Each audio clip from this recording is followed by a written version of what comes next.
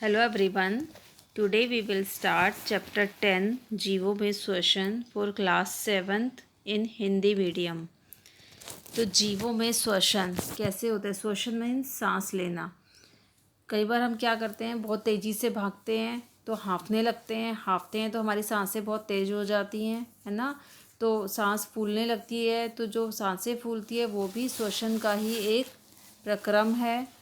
ठीक है, अब हम पढ़ेंगे कि श्वसन हम करते क्यों हैं। तो श्वसन क्यों करते हैं? सबसे पहले श्वसन होता है ताकि हम जीवित रह सकें। ठीक है, सभी जितने भी सूक्ष्म जीव होते हैं वो सभी सूक्ष्म इकाइयों से बने होते हैं, छोटी छोटी इकाइयों से, जिन्हें कि क्या कहते हैं? कोशिकाएं। ठीक है, तो कोशिका जो होती है वो जीव की सबसे छोटी संरचनात्मक और क्रियात्मक इकाई होती है। ठीक है, जीव की जो प्रत्येक कोशिका होती है उसे पोषण, परिवहन, उत्सर्जन और जनन, ये सभी कार्य करने होते हैं और उनमें कुछ ना कुछ भूमिका निभानी होती है। तो इन सब कार्य को करने के लिए क्या होता है? ऊर्जा की आवश्यकता होती है। जब हम कोई खाना खाते हैं, सोते अथवा पढ़ते समय कोई भी काम कर रहे होते हैं तो हमें क्या होता है? ऊर्जा की आवश्यकता होती है। जब तक हमारे अंदर ऊर्जा नहीं होगी तब तक हम कोई कार्य इजीली नहीं कर पाएंगे। ठीक है, तो भोजन में जो ऊर्जा होती है, जो भोजन खाने के बाद जो हमें ऊर्जा मिलती है वो क्या होती है? श्वसन के समय वो हमारी यूज़ होती है। ठीक है, सभी जीवों को भोजन से ऊर्जा मिलती है। ठीक है, इसके बाद है क्या होता है कि जब हम सांस को अंदर लेते हैं, ठीक है, सांस को अंदर लेते हैं और बाहर छोड़ते हैं। अंदर क्या लेते हैं हम? ऑक्सीजन, और बाहर क्या छोड़ते हैं? CO2, carbon dioxide. कोशिकाओं में ऑक्सीजन भोजन के विखंडन में सहायता करती है। ठीक है, कोशिकाओं में जो भोजन के विखंडन के प्रक्रम में, जब भोजन का विखंडन होता है उस समय जो ऊर्जा निकलती है उसे क्या कहते हैं? कोशिकीय श्वसन। ठीक है, कोशिका के अंदर क्या होता है? भोजन ग्लूकोज के रूप में ऑक्सीजन का उपयोग करके कार्बन डाइऑक्साइड बनाता है और जल में विखंडित हो जाता है। कैसे, ये हम देखते हैं। जैसे ये ग्लूकोज है, खाना जो हमने खाया वो किस फॉर्म में बना? ग्लूकोज। जब ग्लूकोज के फॉर्म में बना, जब हम सांस लेते हैं तो क्या होता है? ऑक्सीजन होती है हमारी बॉडी में।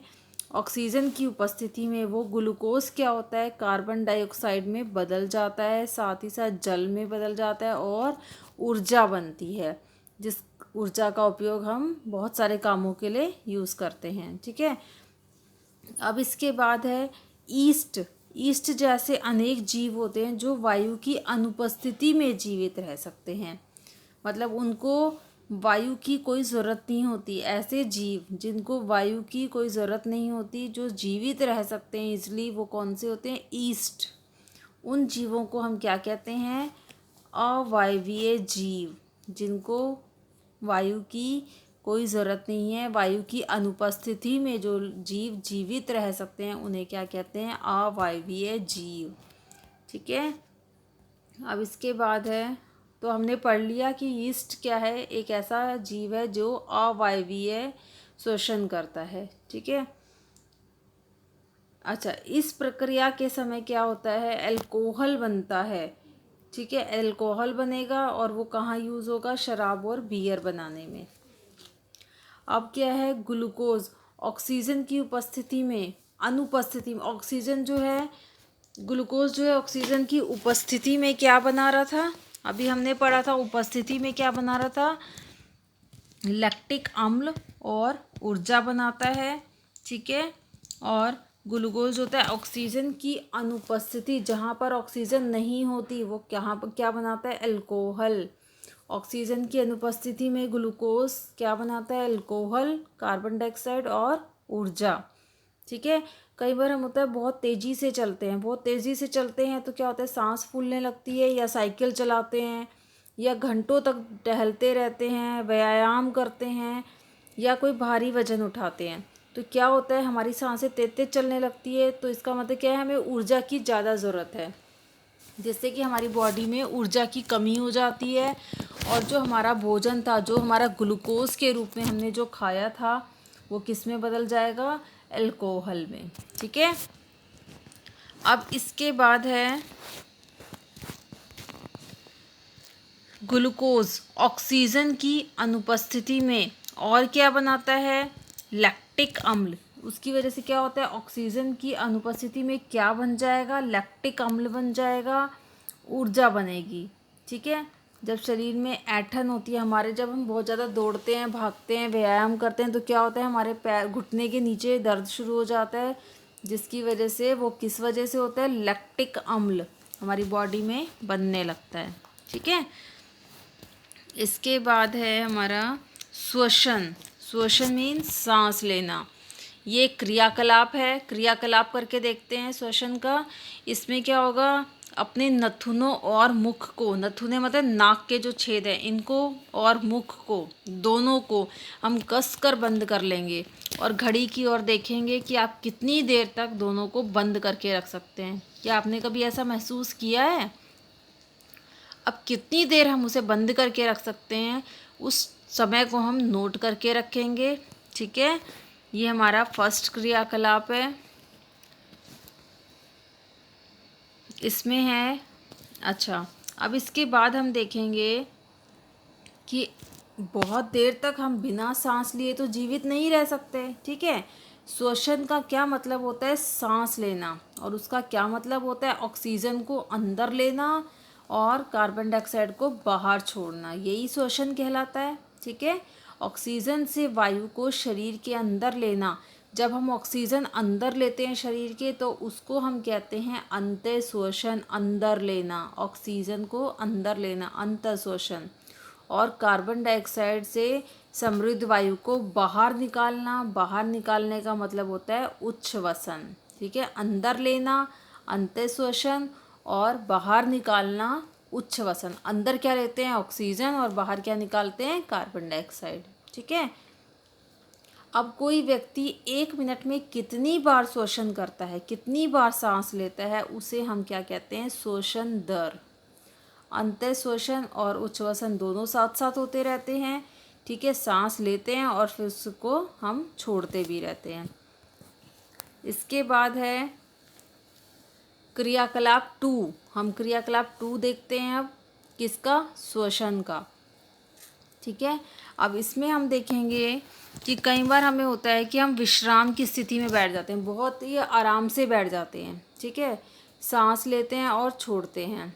अब विश्राम की स्थिति में बैठते हैं तो हमारी सांसें कैसी होती हैं, तेज़ चलती हैं, धीरे चलती हैं, या फिर उसके बाद हम विश्राम करने के बाद दौड़ना शुरू कर देते हैं। दौड़ने के बाद हमारी सांसें कैसी चलती हैं, तेज़ चलती हैं या कम होती है श्वसन दर।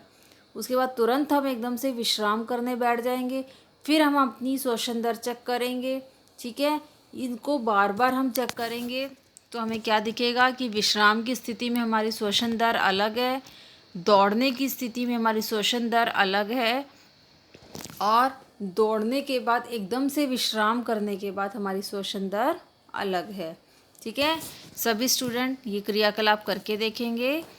अब इसके बाद है कोई वयस्क व्यक्ति, वयस्क मतलब कोई बड़ा जो होता है, जो बड़े हो जाते हैं, वयस्क व्यक्ति विश्राम की अवस्था में 1 मिनट में कितनी बार सांस लेता है, 15 से 18 बार, 15 to 18 टाइम्स। ठीक है, अधिक व्यायाम करने से क्या होता है, श्वसन दर 25 बार प्रति मिनट तक बढ़ जाती है। जब ज़्यादा व्यायाम करते हैं, हम ज़ोर ज़ोर से सांसें लेते हैं, तो हमारी जो श्वसन दर है वो 25 प्रति मिनट तक बढ़ जाती है।